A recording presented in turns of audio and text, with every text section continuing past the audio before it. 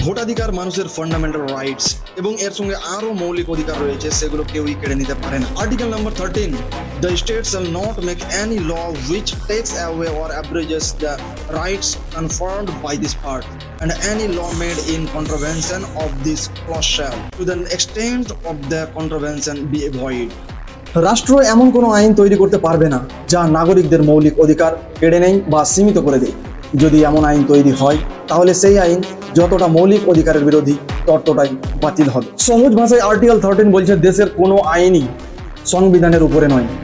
যদি কোনো আইন মানুষের ফান্ডামেন্টাল রাইটস বা মৌলিক অধিকার কেড়ে নিতে চায় তাহলে আদালত সেই আইনকে বাতিল ঘোষণা করতে পারে। মানে আর্টিকেল 13 হলো নাগরিকদের অধিকারের সবচেয়ে শক্তিশালী ঢাল।